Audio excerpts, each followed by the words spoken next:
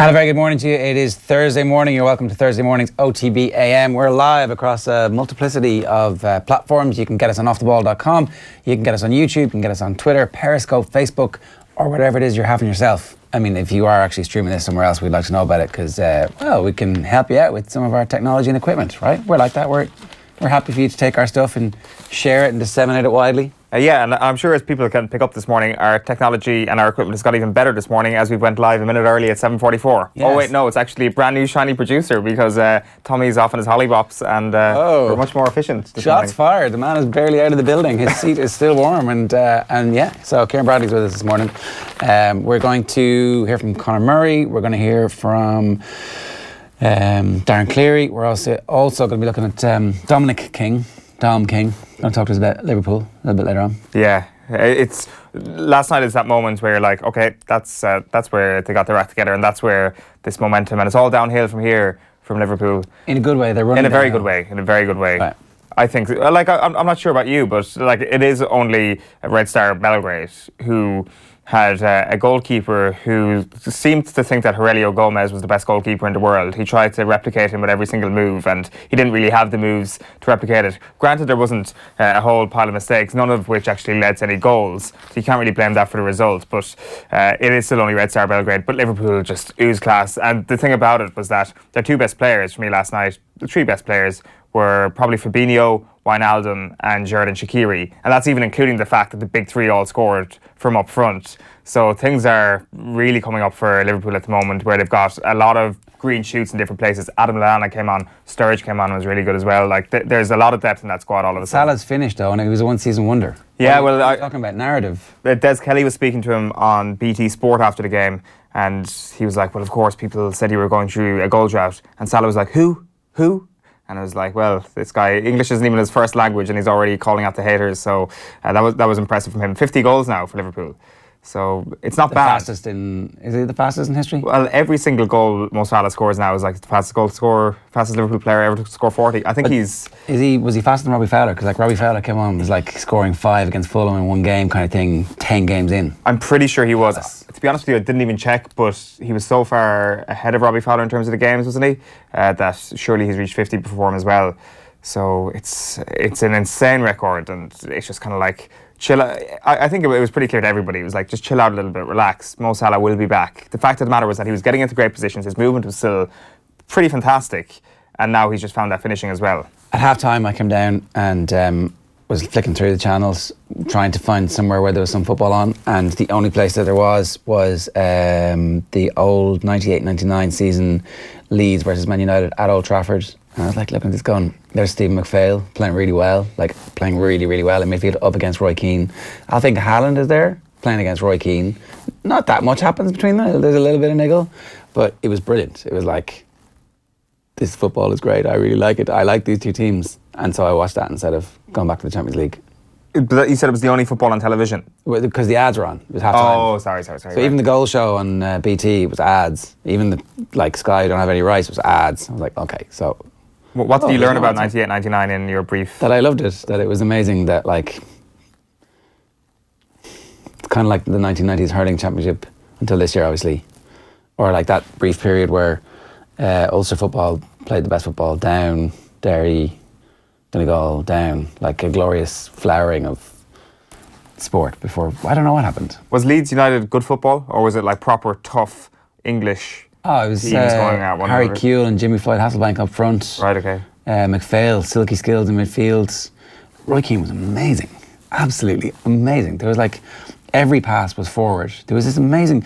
So York and Cole were playing up front, and the ball breaks to Keane kind of around the centre circle, and he lashes it in, right, to exactly the point where Dwight York doesn't have to move and can kill it, and just touches it into the path of Andy Cole, who like kicked it straight at Nigel Martin. You're like, okay, well, that would have been one of the most beautiful goals of all time if you could just kick it to the left, to the right, but like...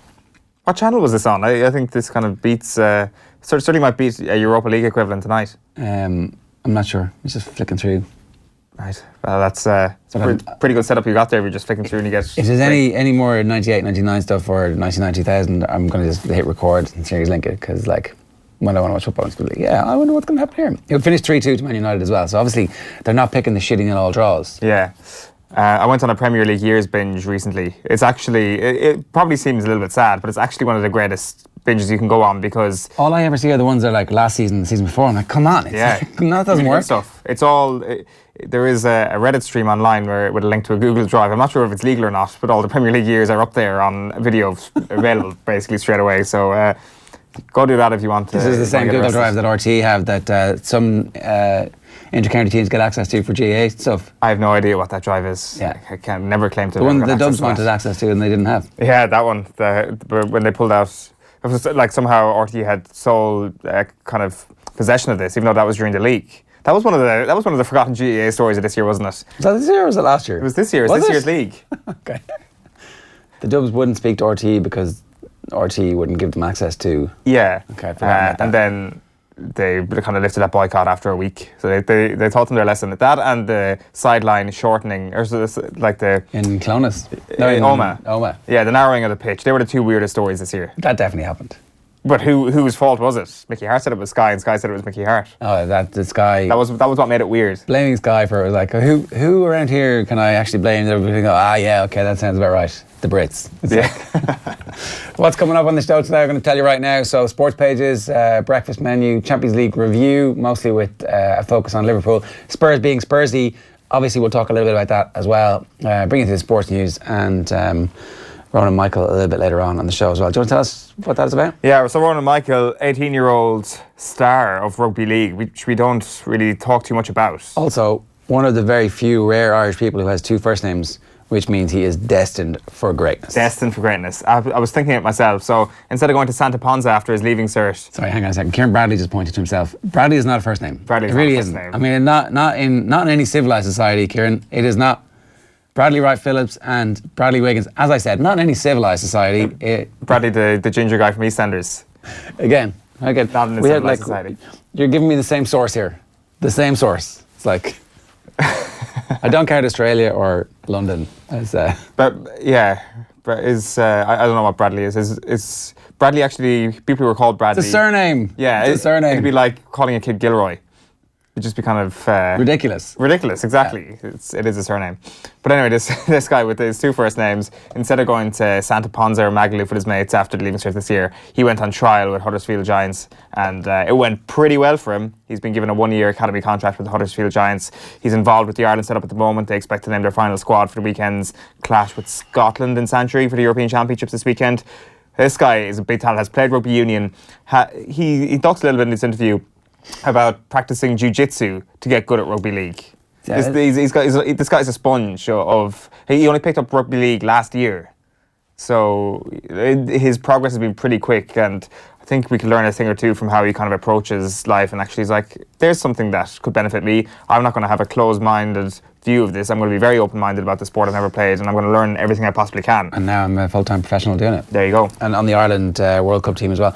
Apparently some chumps in America are giving their kids the name Gilroy as a first name. What are you going to do? Let's bring in the newspapers. OTB AM. Thanks to Screwfix.ie. Championing the trade with a dedicated call centre. Okay, so very quickly through the newspaper headlines, we'll get to our talking points in the immediate aftermath of that. I should have had the front of the sports section open and ready here from the Irish Times. It's Joe Schmidt, opportunity knocks for new faces. So 3 uncapped players in the giant 42-man squad for the 4 tests of the November series. Obviously, we're heading off to Soldier Field to play the Italians. And it's pretty interesting. James Tracy misses out again. With 7 props named, James Cronin and Stephen Archer also well down. It's going to be hard for Ultan Deland, says Jerry Thornley, who won the last of his 11 caps against Fiji a year ago. So they're not saying that you've no chance of making the squad for the World Cup, but Jesus, you'd want to be tearing up trees. Right? Yeah, it's fairly ring-fenced now, I think. Okay, so it is thrown by rumours. Murray angry at whispers but would stay silent again is the subheading on the front page. His new deal with Pinergy announced yesterday, which is a little bit different from what he was saying to Joe last night. It was like, yeah, we'd probably do things a bit differently, you know. Yeah. Did he make that admission? Well, just it wasn't that big a deal and it got out of hand. They might have nipped it at the bud, but Yeah. So the Racing Post, victory for Cheltenham as court bans ticket touts, which is an interesting story there. Like this ticket touting, there was a move through the Dáil. Did it finish? Did it get the whole way through? We can check on that. Can't quite remember. Noel Rock was certainly heading that up. I'm not sure it did actually get all the way through. Salah's quick 50 Red Star fastest to milestone in club's history. So there you go. Somebody did a bit of work instead of shouting on about it before. Well, it was an accurate presumption.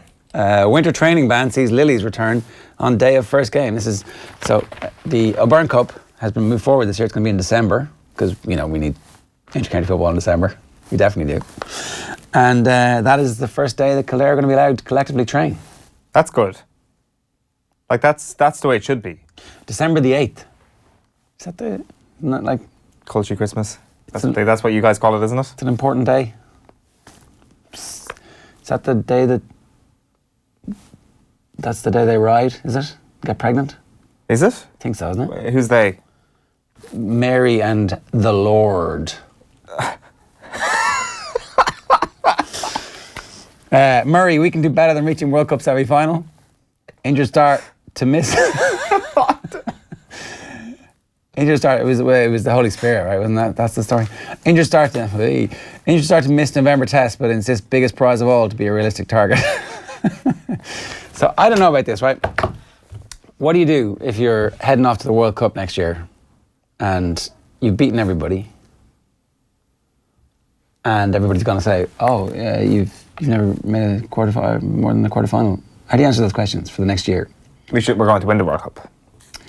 But that gets down to South Africa and New Zealand, and they're like, all right. Yeah.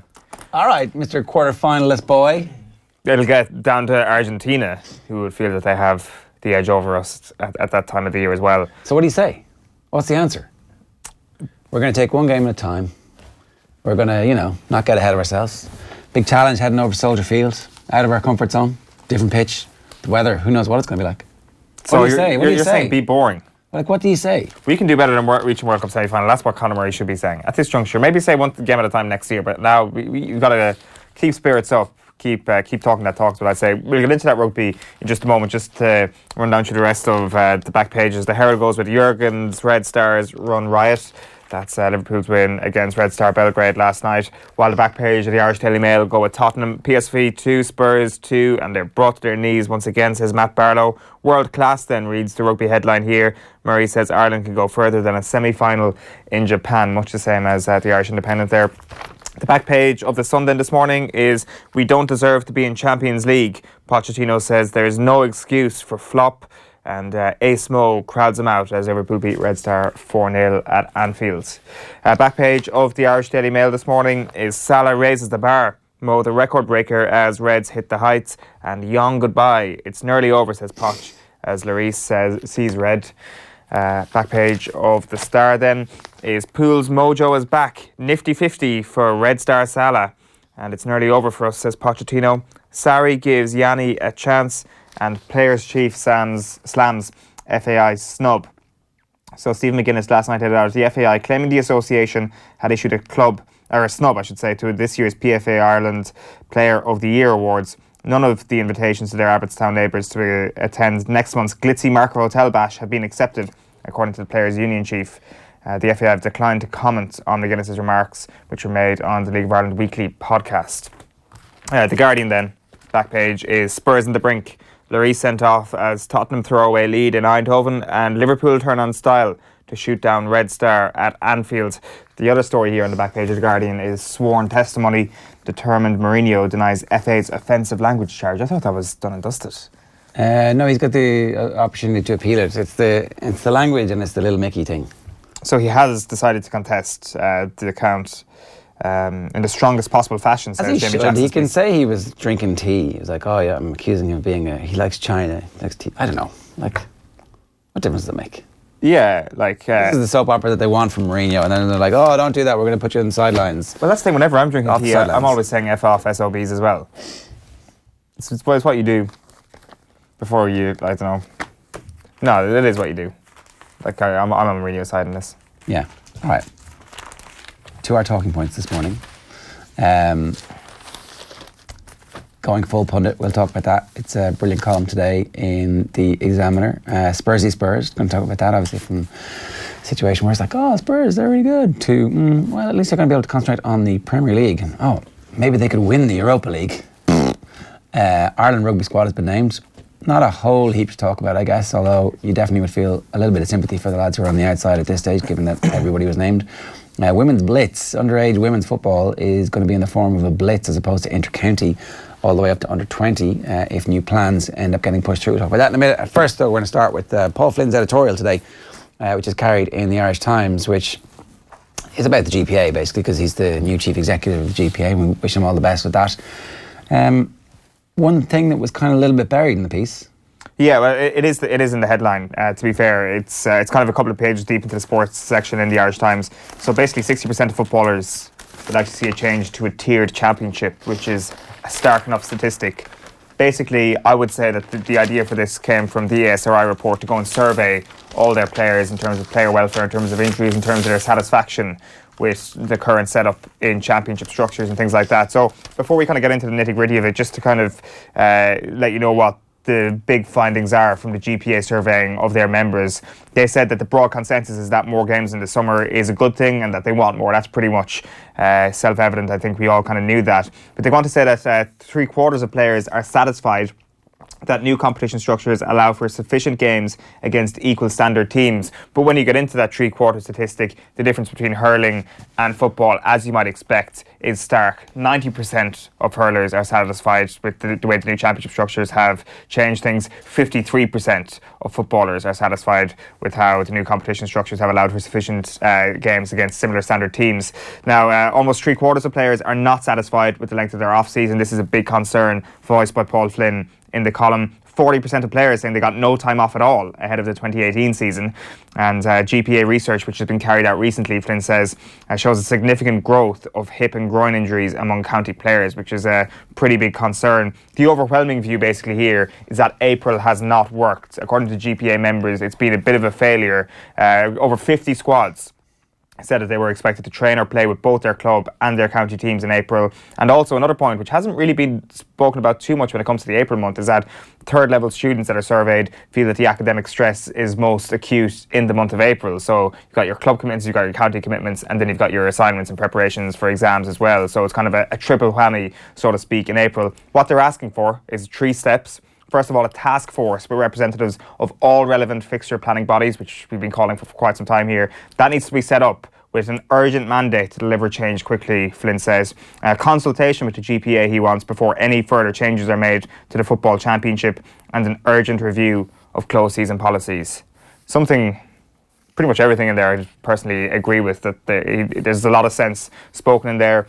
The statistics aren't overly surprising. It's just the kind of strength of the statistics, particularly the 60% in favour of a tiered championship. Yeah. So here's the thing about the tiered championship. If you sell it as a B championship, it's dead immediately. It's stillborn. It has to be.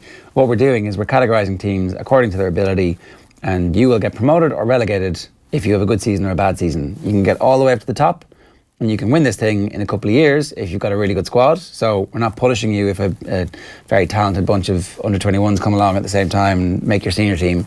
That first year where you flower out, you'll get promotion. And if you're really good and you keep everybody together, and over the summer you're going to have much more chance keeping them together because there's meaningful games for them, then they'll play deep into the year. And we will massively promote this, and we won't sell TV rights to anybody who won't show Division 3 and Division 2 games. Yeah, that's a good shout, the TV rights thing there, because that's the key component of the coverage of whatever the tier 2, tier 3 championship is. Because like we've had a sticking point as well with that Wicklow proposal that was proposed last week, I should say, that was carried in the Irish Independent, which I was personally in favour of. Which? The Wicklow proposal, that creates a tier 2 championship, which would allow everybody to take part in their provincial championships. He's given the shifty eyes. You're completely. I'm rolling my eyes. This is nonsensical. Basically, for anybody who missed that, the idea was that everybody would enter their provincial championships. If you don't make your provincial final and you're in Division 3 or 4, you get relegated to Division, or do you take part then in Tier 2 The B for Championship, for the rest of the summer? it is exactly the definition of a B Championship. It's pointless. You don't get promoted. There's no point in winning it. You win at the end of the year. All you get is like, oh, we got a holiday and a big game in Croke Park as a curtain raiser to another match, which meant that the stadium was completely empty and people were leaving their seats and going around the place. Whereas this proper B Championship means that you can have an All-Ireland final somewhere, which is like the Gaelic grounds, and they fill it, or you can have, because promotion will mean something. Next year, you will have a chance of winning the All-Ireland because you're good enough. Or like, so only one person gets promoted after they've won that, or is promotion sealed off maybe for both the teams. finalists? I don't know. Maybe it's hard to have a final when both teams are already through. What's the point of that? So that's the thing. Maybe that's just run off as a league, and it's like the top 2 teams from this league go through. Like, yeah, like I don't know how you fix that issue of coverage for a B Championship. Like whatever label you put on it, that's what it's going to be. You insist that, and you can insist as a rights holder that you will give a half-hour pre-match show, a full half-hour post-match as part of the coverage. Like, people are wondering why you're seeing so many games in so many sports being broadcast by the TV companies at the moment, because the rights holders are insisting you must show every game. You have the technology capability to show every game. Yeah. And so if I'm the GAA, I'm saying, okay, if we have a Division 2 and a Division 3, then you must show the same number of Division 3 matches and the same number of Division 2 matches as Division 1 matches, and you can have the rights for the Division 1 matches for loads of money. And now we actually have like multiple broadcasters who you can have the Friday night or the Saturday afternoon, the Saturday evening, the Sunday. You've got like 3 broadcasters showing games and showing 2 matches as double headers. It's like all of a sudden there are loads of games for people, meaningful matches at the smaller county grounds around the country, week in, week out. So suddenly Leitrim have the chance of getting promoted. And if 3 weeks in they've lost their first 3 games, there's still 3 games to go, well, that's an opportunity for them to blood new talent for the next year. And sure, their best players are going to head off to America the way they do already. So no system is perfect, but at least we could trend towards a system where everybody's getting 5 or 6 games in the summer and away you go. Fair enough. Good idea.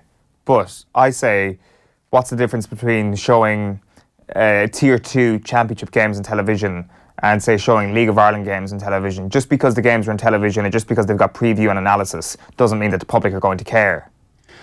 It doesn't. But when the game is good because the 2 teams are of equal standard, like...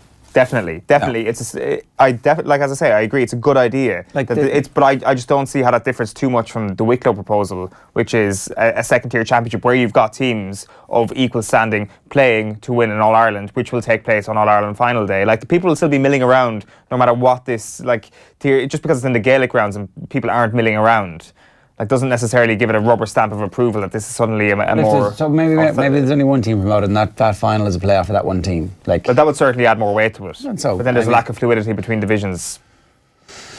Yeah, ideally it's 2, right? And there's some way of incentivising. The winners get a trip to Thailand for everybody involved.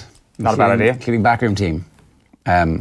Anyway, so that's the first point. That's today's. We're running a poll on Twitter to see if you would actually get behind and support a tiered championship. The Women's Blitz, this is a story in one of the papers today. I think it is the Examiner, about the potential for a split in women's football. The LGFA have come forward with a bunch of proposals which suggest that underage football at inter-county level should be done away with in its current format and instead replaced with Blitz all the way up to, but not including under 20. So a new under 20 championship would be instigated, and the Ulster counties in particular noted that there was no Ulster person as part of the committee to present it to them, and so that was the end of that. Basically, they're like, no, we're going to have to set up our own thing here. In fairness, there are some concerns they have that if there's a blitz on, say the blitz is in Athlone and you're from North Antrim, and that blitz is on a day, you're going to have to leave at 3 o'clock in the morning to get there to be able to play, right? So all of a sudden there's child protection issues, and we're talking about under 14, under 16, and the minor equivalent, whatever they decide that age group is going to be. So it's clear that there are issues around it, and it would be interesting to hear both sides of this story before jumping to any conclusions. Yeah, does it cheapen the whole thing? I mean, maybe like, who knows? What if the right thing to do for underage football, when you're trying to grow the sport, is to have a bunch of these around the country? Like you could provincialise them, yeah, and And so it's not taking over your entire life, but you still get to be part of the sport. And then the clubs are the main thing in the summer when the weather's good. Well, I don't know. That's the thing. Like, how is the Kennedy Cup so successful? It is kind of like a version of that, isn't it? The Kennedy Cup in soccer. In soccer. Like, this is women's football's version of the Kennedy Cup, right? It's kind of like, maybe you provincialise it and it's provincial version of it, but I guess internationally it's a week-long series of games, or do they want to run it off in one day and just... A couple of days, I think. Like, it's not too dissimilar, is it? And that comes with great profile, that comes with great fanfare, great preparation, great coverage. Like, why can't this be something similar? Who knows? I mean, the Kennedy Cup doesn't really have great coverage, I would say, is it? It does in certain areas. I guess in kind of on a local level, if there's a district that does particularly well, their local media will cover it very, very well, I would think. Yeah, okay, so and local media obviously still very important, particularly when trying to grow sport. The Ireland Rugby Squad announcement yesterday, I guess, almost everybody was named, but not quite. So the few names of the people who weren't there are going to be the ones thinking, what's going on here? Why am I not in this? It's interesting too that we have 3 scrum halves, obviously, no Conor Murray at the moment in that squad. So what stuck out for you here? Well, the thing is, I said it earlier on, the idea of this being ring-fenced. Like, Jerry Thornley has a stat that of the 32 players that were in the Australia tour, they were all there again in this camp, except for Conor Murray. It's like Joe Schmidt clearly has a gigantic core of players, and if you're not in this gigantic core, you've got a very small chance of making the World Cup, barring a very, very bad string of luck when it comes to injuries over the next year or so, that there are only a couple of other places available. Like, how big is the squad going to be for the World Cup? Where are the positions where there's going to be opportunity? Well, Thornley says that, with the wings is where there's going to be a bit of opportunity. He says it's the one position where we seem to have thinned out a little bit in recent years, of course. Well, not the wings, he says outside backs. So, like, Simon Zeebel's departure is obviously one of the factors there. Darren Sweetenham is one of the people drafted in for cover in that regard, who's obviously started the season very, very well. Like, that is the one area of potential where you would say there could be a big bolt over the next couple of years. The idea of Will Addison in the squad is quite an interesting one as well. At this juncture, you'd have to say that he would be, like, straight away on the plane to the World Cup. And it's weird that you can say that so definitely at this point, but it's just because he's such a bloody good utility back. And in the World Cup, we've seen it, and we've got the horrors of seeing what can happen in these tournaments. Having a player like him who can fill in numerous positions is key. Yeah, they've got Jordan Larmour down as a wing, but obviously he can play full back. And is it worth, just at this stage of his career, having a few games where you see what Keith Earls would be able to do at full back, just to kind of see if maybe in an emergency situation? Yeah, no. Getting Keith Earls on the ball in the form that he's in over the last couple of years, early and often. Keith Earls is probably 4th choice full back for Ireland, though, is he? Look, he's not even mentioned no one's mentioned it. Like, and it's completely unlikely ever to happen. But I wouldn't mind just seeing it at this stage, going, he is astonishingly good at the moment. Yeah, and you feel that he should be shoehorned in any way possible. Well, he's guaranteed starter. He's the first choice winger. Regardless of Jacob Stockdale scoring 6,000 tries in 2 games, like, it goes Earls first, Stockdale second, and obviously they can play together. But after that, maybe Does he lose a bit though by being that far back? By being on the ball? Well, there is that. You will never know until you try it, for sure. This does seem like the November to try things like that. Like, you'd expect... I'll be very interested to see how Carberry goes, for example, against Italy in Chicago. That's going to be his big chance. I don't think he's going to play for Munster this weekend to make sure he's fully fit for that. He's going to go well. He is very good. His start to his Munster career, coming on at halftime in that game, was like, whoa, okay. But then, ever since then, he's been absolutely astonishingly good. Yeah, he has been. Like, the thing is, when was the last, when you think about 12 months ago, like that Fiji game, where he was astonishingly good. And, you do wonder, there's kind of going to be like a niggling doubt in the back of his head. It's like, right, okay, this is another big moment for me in an Ireland jersey. Last time it went really, really well, and, out came, I can't even remember who the Fijian player was, who came out of nowhere to kind of end his calendar year in that respect. So you just need him back. You need him playing minutes, because there is obviously that humongous gap between Sexton and the rest. Certainly in the recent history of Irish rugby. Ross Byrne, of course, though, back in the squad, didn't get his cap yet in Australia, even though he was down there. Yeah, was on the bench for the final test, but didn't come off it. Okay, so just going to play you this video now. It's Conor Murray talking to Joe yesterday about the confusion surrounding his injury. Have a look. I got injured, and then we didn't really know how serious it was. So we were still figuring out how long I'd be out for. So at the time, because I was just coming back into pre-season, I just said to the medical staff once, I was like, just say we're dealing with an injury. Just tell them we're dealing with an injury until I know when I'm back, and then I can start rehabbing and getting and talking to people about it. So that's what we said week 1. And then it was briefly after that. I don't have the dates right, but a couple of weeks later, there was like immediately questions were like, why is he giving? Yeah, exactly. Yeah. So we were like, okay, just say it's the neck again. So it was my neck. It is my neck. It's nearly better, thank God. Get rid of this saga. So we said that about maybe say 2 weeks later. So he's managing his neck, he's progressing, blah blah blah. But by that stage, the place had gone mad. Like conspiracy theories, rumors. People were saying, and I completely respect like fans saying we pay money for tickets. We need to know when certain players we want to know about are playing, which is absolutely fine. So.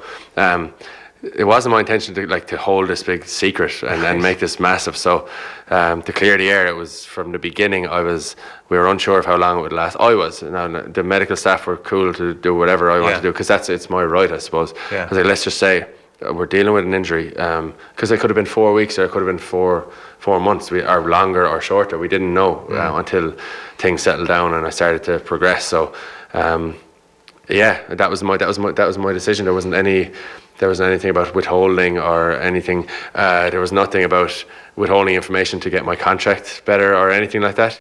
Yeah, and here's the thing, he just signed a new deal and is saying in the rest of the papers today that he didn't even go looking for an international deal, didn't have a sniff because he wasn't canvassing one. He's very happy where he is, which is fairly remarkable. Like, there are very few professional sports people in the world who are just happy to go, yeah, look, this is who I am. This is my identity right now, and I don't want to miss out on Munster being successful. So Munster and Ireland have on their hands an absolute gem. Oh, without question. There is also this idea that to be ambitious, you have to be seen to be bartering your trade or looking abroad, seeing can I win this trophy or that trophy on foreign soil. Whereas I think the real ambition is Conor Murray staying in Munster and saying, no, we are going to try and win a Heineken Champions Cup over the next couple of years. We are going to try and bring the next glory era to this province over the next couple of years. That's the real ambition there. And as you say, like it's... he's going to go down as one of the all-time greats in a red jersey and in a green jersey. Totally, yeah. So Spursy Spurs. Well, we've been talking about Spurs being a little Spursy recently, and Spurs went full Spurs last night. Yeah, Luke de Jong with an 87-minute equaliser after Spurs were down to 10 men. It was quite hilarious, just kind of looking at Twitter in the aftermath of this, because people, unfortunately, I'm not a big fan of it, but people like to pile in on Spurs.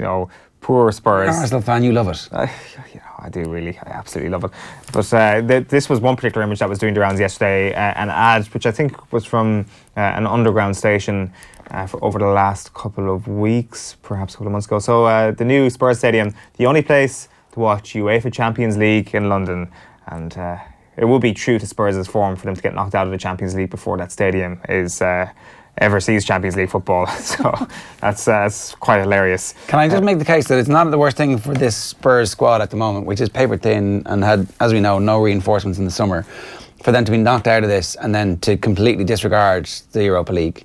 Like, obviously they want to do well in Europe and it's great for them. Whatever. Might finish fifth in the league. Yeah, they might need the Europa League. They might, right? Yeah. But equally, without having the Wednesday, Tuesday, Saturday, Sunday, Tuesday schedule of games after the group stages, that maybe there's an opportunity. I mean, I suppose there's so few matches, right? Yeah. Like, they do have cause to be really fed up with how last night went for them. Like, not so much the Hugo Lloris sending off, but Harry Kane, like, he should have scored twice. His first goal was ruled out with an absolute joke of an offside call. He may as well have been off the pitch. He was not taking part in play whatsoever. He was called offside by, I don't know who it was, the fifth official or by the sideline official, who, like, you look at the Sadio Mane penalty call as well last night, which wasn't great.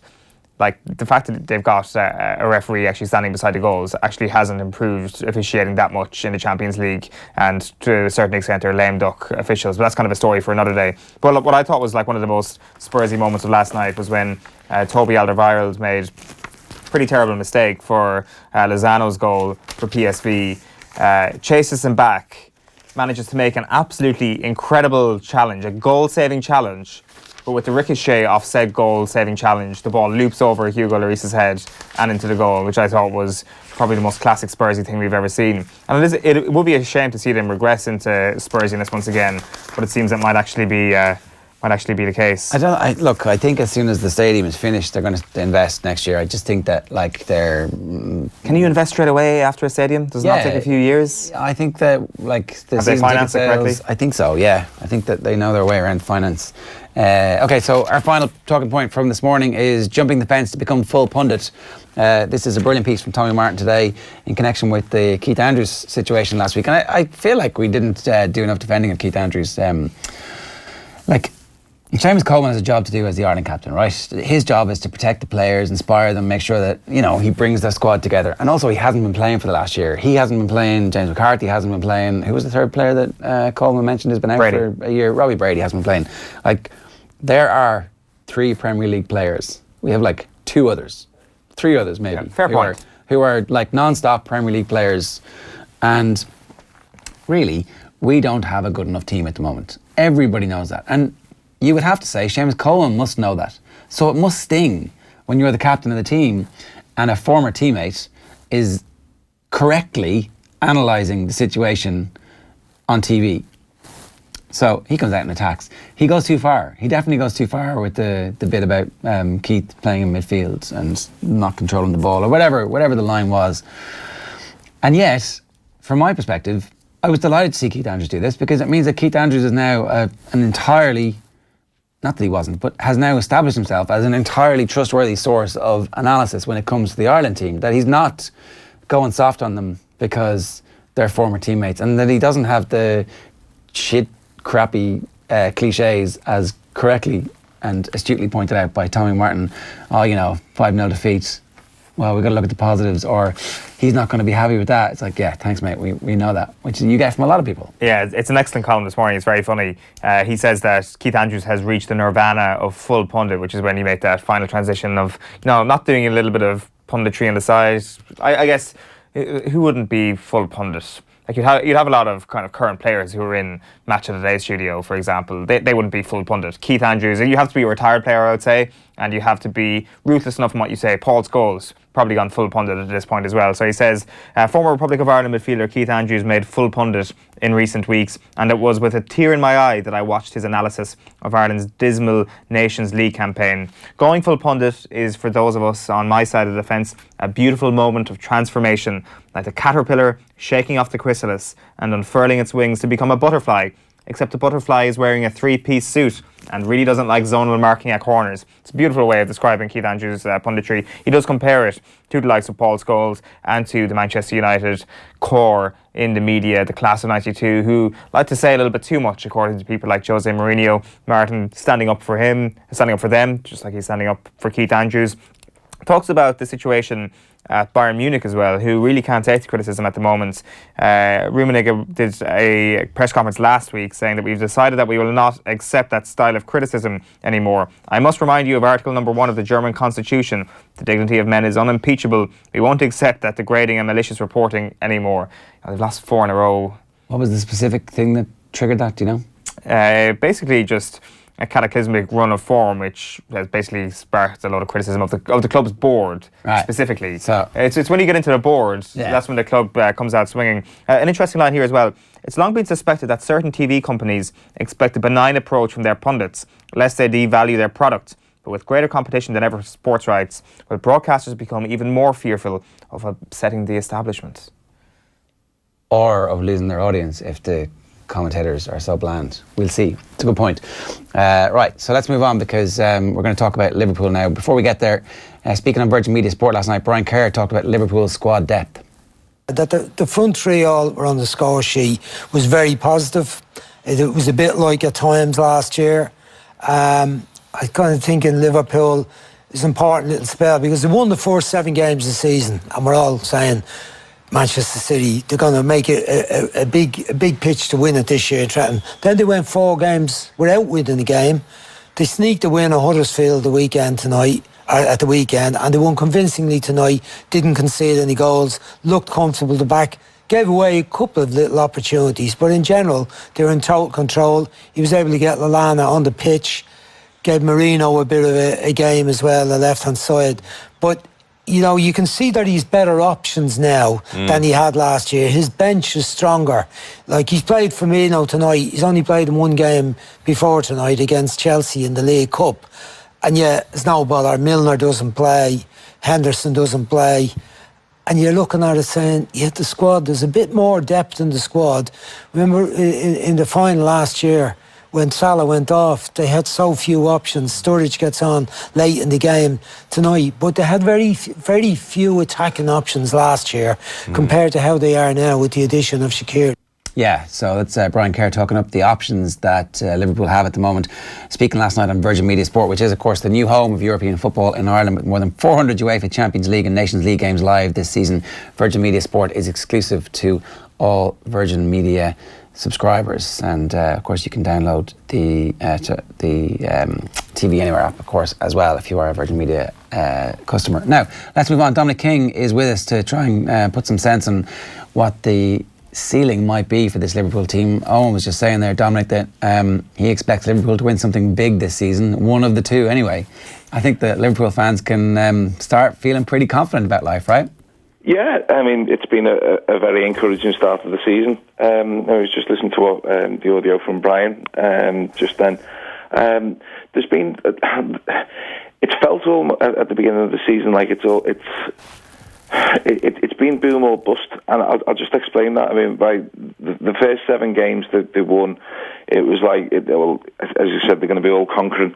And then there was the 4 games where there was a bit of a blip against Napoli where they didn't play well and just ground out the draw against Man City, and then people starting to get very nervous that it might not be as rosy as they first sort of predicted. But I think you need to sort of go back 12 months, and at this stage of 12 months ago, they beat Huddersfield at home 3-0, and it was on the back of losing against Tottenham 4-1, and nobody was sort of making any grand predictions for what Liverpool were going to achieve.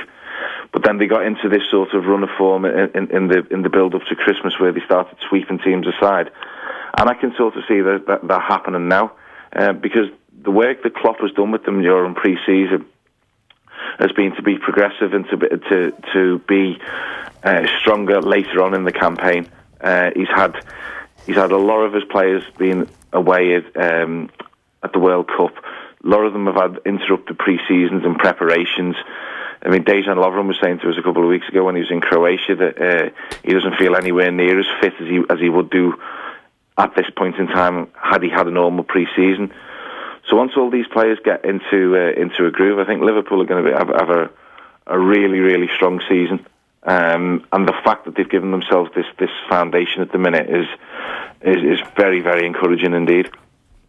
In a strange way, Dom, I wonder if the idea of squad depth is just a new sort of thing to get used to for Jurgen Klopp, that obviously having more options automatically means that you think to yourself, well, the squad is automatically going to be better, the performances are automatically going to be better. But is managing a squad like that just kind of a new chapter in the Jurgen Klopp era that has just taken a little bit of time? It's had a little bit of teething problems, but now, having dealt with those teething problems, they're now ready to see the full benefit of having this deep squad. Yeah, that's very true. There's another thing as well to consider. Is he's made a point of saying, particularly with the new signings, when Fabinho arrived, he played his first game against Chester on I think it was the 8th of July, and Klopp said that afternoon, he said it's going to take him time. And he didn't make any excuses about it. He said he's got to learn a completely new way of playing football, my style of football. The way Monaco played is completely different to Liverpool, and it's going to take him time to adjust. He said the same thing about Alex Oxlade-Chamberlain.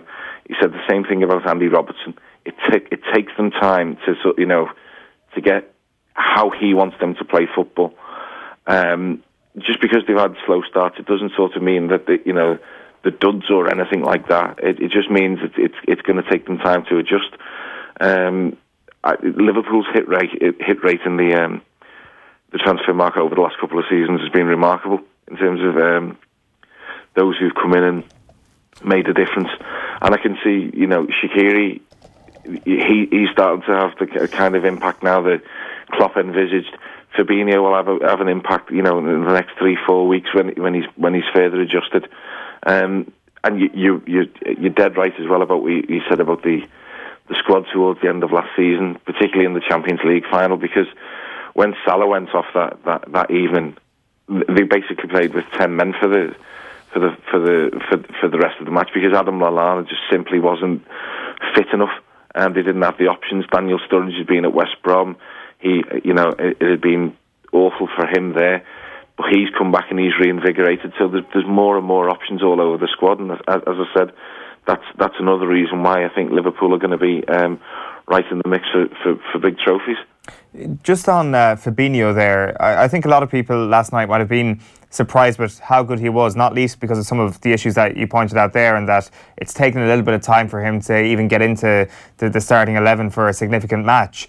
I guess what kind of epitomised his performance last night was that amazing pass he played for Trent Alexander-Arnold for a pretty big chance he had in around the 55th, 60th minute last night.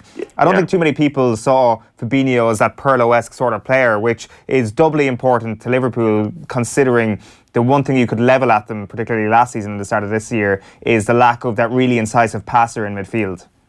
Yeah, well, the thing about Fabinho is none of this will come as a surprise to Klopp, because 12 months ago Liverpool asked about him when it looked like he might be going to Paris Saint-Germain, around the time of Benjamin Mendy and Kylian Mbappe and all those type of players who were being plucked away by other big clubs. Liverpool were in the conversation for all of them. Thomas Lemar. They wanted to know exactly what was going on.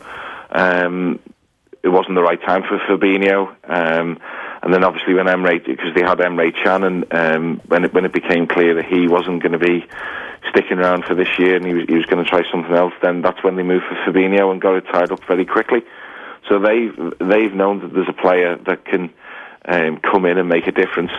And as I said, it's simply been adjusting, working out how Klopp wants to the methods that he wants to imply and get used to it. Once he's up and running, I'm sure you'll see sort of more instances like that becoming regular. Can I just ask you about that hit rate that you mentioned in the transfer market? Who is behind that? Like, who's responsible for this? Because when you compare their success with, say, how Spurs spent the Gareth Bale money all those years ago now, it seems, but and the ability that Liverpool have had to diagnose their issues and sign players according to that, it seems really obvious. They needed a goalkeeper, they got one. They needed a centre-back, they got one. They needed better midfielders, they got one. They needed depth up front, they've got that. Whereas it's precisely the type of failing that we've seen at big clubs, particularly in England. Arsenal could not fix this under Arsene Wenger. Man United just can't do it at all, it seems, at the moment. Well, you're dead right there on Manchester United. There's no sort of rhyme or reason in how they're buying players, but Liverpool, I'll just a brief sort of outlay on how they do it. They have this well-established transfer committee. It's headed by Michael Edwards, who's the sporting director and a hugely influential person, great eye for detail. In terms of a player, he does the negotiating for contracts and players with agents and things like that, but he works very, very closely with Jurgen Klopp. No player will come to the club unless Klopp is absolutely 100% happy. There's other people involved, such the head scouts and player recruitment is Dave Fallows and Barry Hunter. And then you have, in terms of the making things happen in terms of finance, it's Mike Gordon, who's one of the members of Fenway Sports Group. He's the club's president. He's the man who makes sure the funds are available. And they've been very, very specific in terms of the scouting that they've done. And I know they've sort of made headline-grabbing buys in terms of Alisson Becker for 65 million and the 75 million on Virgil van Dijk, but I think it's deals like Andy Robertson for 8 million and Shaqiri for 13, having the foresight to be aware of that sort of release clause that he had, quality players for not that big a price. And you're seeing now that they have this great squad that's able to compete. But as I'm sure we'll get to, the big thing is whether they can actually win something, because it's all very well saying, isn't this great, but the fact of the matter is Liverpool have only won one trophy since 2007, and Jurgen Klopp, the players, everybody knows that they have to address that. I have one last question on the transfer committee before we get to whether or not they're going to win anything, and that is that when the transfer committee kind of first became part of the public consciousness, the manager at the time was kind of using it as something of a shield, it just certainly seemed like the football cognoscenti were like, hang on a second, this is never going to work. The manager's supposed to buy the players, or the sporting director's supposed to buy the players, and your head coach coaches them. Whereas this kind of seems a weird hybrid where the manager has some say, if it's final say. When Brendan Rodgers was there, this kind of seemed like something that was going to hamstring the club. Now with Klopp, it seems like they've discovered the perfect way to run a football club. It's like a bunch of people come together, collectively decide what our needs are. There's the guy who's a brilliant negotiator negotiates it. The manager manages it and says, yeah, that's it. That's the player I want. The scouts feed into that. It's like maybe they have discovered through trial and error over a period of time, and maybe it didn't work with Brendan Rodgers, but is this now the perfect system? Is it just because Klopp is such a genius? Well, I don't know whether Klopp's a genius or not, but you're right. Finally, this is what when Fenway came in, just over 8 years ago now. This is what they wanted. They wanted a director of football. They wanted a coach with foresight, progressive. They wanted a young playing squad, and they made mistakes early on. There's no doubt about that. Damien Comolli never worked. Roy Hodgson and Kenny Dalglish, they weren't the type of managers that they wanted. I mean, Kenny did a great job stabilising things after the turmoil that had gone on as the takeover and Rafa Benitez leaving, and the Roy Hodgson spell unfortunately never worked out for him. Brendan had a I don't think you should sort of underestimate that season that Brendan had where they nearly won the league. He had some fabulous players, and Coutinho and Sturridge were the best examples of the transfer committee working perfectly under his watch, because Coutinho was only £8 million and Sturridge was 15. So they were two prime examples. They also bought Dejan Lovren as well. Let's remember, and he's turned out to be. It took time, but he's got there. He's become the player that they thought he would do. There were mistakes. We all know them.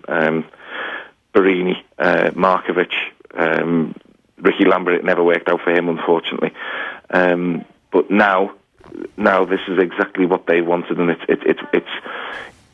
it's working perfectly. They would say, and they've got the squad into such a position of health now that any buys that they have to make are going to be, it's going to be minimal. There's not going to be sort of major surgery needed where they're going to have to buy 4 or 5 players every summer. Yeah, it definitely seems like it's taken over nicely, and even if somebody comes calling for Firmino, for example, you just feel like they'll be able to replace him with a like for like or promote from within.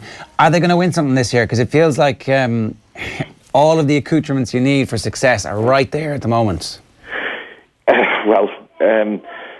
As good as they are in the Premier League, I still think there's something about Manchester City that they're just. I think it's Man City's to lose. If I'm honest, I still think they're the best team in the country. They've been very ominous over the last few weeks, particularly without De Bruyne. The amount of goals that they've been scoring. Liverpool aren't too far away from them. In Europe, anything can happen. They showed that last season. Fully expect them to be in the knockout phases, and then literally anything can happen. Particularly with the backing at Anfield, and then you have the FA Cup. The FA Cup is probably the easiest one for them to win. I think the FA Cup would be a great one for them to win. Anything, they just need a big day out and a trophy because it's been too long. Fair enough. Dominic, great stuff. Great to have you on this morning. Thanks a million. Pleasure, gents. No problem at all. Good stuff there. Yeah, it's like it's all coming together for Liverpool at the moment. It's kind of like when you get stuck into an IKEA set, or you're building a table, and it's like really tricky at the start, but then you find your flow. It's like I'm a handyman. I'm a handyman. That's what Jurgen Klopp must feel like now, because there was a lot of questions. Like the start of the season, first game of the season, blistering against Newcastle, wasn't it? Like Naby Keita looked amazing. And it looked as if straight away that step up had been made. But in actual fact, there was just more personnel to deal with. It was going to be tricky to find their flow. And I really think that, granted, it is just Red Star Belgrade, I really think last night was kind of the moment where it was the launch pad for the rest of the season. Saturday week against Arsenal is going to tell an awful lot. If they win that game and they look like they should be a lot better, as we've said, pre-season predictions would dictate that they should be a lot better than Arsenal. If they win that game by a couple of goals, I think you can rubber stamp it now. We will have a title race between them and Manchester City. And I would disagree with him that it is Manchester City's to lose, that it will be a proper toe-to-toe. I wonder about City if they're just flat track bullies now. Like if they've just got into that, well, we can win the league and we have to have it over by December, January, February. But actually, if it goes into a title race, do they have enough bastards in their team to quote Daniel Harris? Well, maybe they do. Like Fernandinho. Yeah, I know, but everybody points to Fernandinho, but you need more than one bastard. True. The thing with Manchester City, though, is this idea of being able to manage a very, very deep squad. Like, we suspect that Jurgen Klopp has now cracked it. We don't know for sure. I suspect he has. But with Manchester City, they've definitely cracked it. They cracked it last year. They've done it for a full season at this point. Kevin De Bruyne coming back into the squad is a perfect sort of momentum booster for them. Yeah, City also obviously obsessed with the Champions League this year in a way that Liverpool aren't. Right? Yeah, that's true. Liverpool want to repeat what they did last year and go one better, but they have recent success in the Champions League to point to and go, yeah, we're an absolutely brilliant team. We're one of the best teams in Europe. Yeah. It's interesting as well looking at kind of some of the unheralded heroes of this Liverpool success over the last season or two. Like Jermaine Genius last night on BT was saying that Gigi Wijnaldum has been Liverpool's best player of the season. And there's probably truth in that. I thought he was sensational last year. Liverpool fans love Wijnaldum. Yeah, they do. And they probably should. Like, Liverpool fans immediately have fallen in love with Xherdan Shaqiri. His touch for that Mo Salah goal last night, it was like his foot was made entirely of foam. Like, Wijnaldum just blasted the ball at Shaqiri, and it just kind of didn't bounce off him. It just kind of like as I say, like a wall of foam. It just came off beautifully and cushioned into the path of Mo Salah. Like the Champions League, but the Champions League, again, we should herald grotesque capitalism once a year. Champions League is just an amazing spectacle of football. Some of the passing last night, like Christian Eriksen's pass for Kane's goal, that Luis Suarez pass for that Rafinha goal last night, the Insigne goal for Napoli last night, the pass from Callejon down the right wing. This is the sort of stuff that is a product of capitalism, and it is beautiful. Who needs the Premier League? Rory O'Connor was on last night speaking with Joe about Will Addison's potential in the November internationals. Have a look. I don't know of him playing 10. I stumbled upon his England under-20 team sheet from 2012 when he played against, I think, 6 members of this Ireland squad, and one who's playing on the wing that day. He's played at fullback and outside centre for Ulster so far this season. He just looks like a really clever, Jarrah Payne-esque in terms of his intelligence, good option taker, brings other players into the game, is quick, strong, powerfully built. He's a leader. He captained Sale for a season already. He's 26, so he's a new cap, but he's coming in pretty much fully formed as a rugby player, and Joe Schmidt is a big fan. Towards the end of the last briefing we got from Joe in Australia, Addison had come into he managed to book his holidays for Melbourne the exact same week that Ireland were in Melbourne, strangely enough. He may have got a bit of a heads up on that, and he came in and trained, as you do on your holidays, and did a couple of days with the Ireland squad, so he's even been in the environment already. Okay. So Joe's had this guy on the map for a long time. He was linked with Munster and Ulster. Mike Haley ended up at Munster. He misses out this time, but I think has a chance still of making it long term.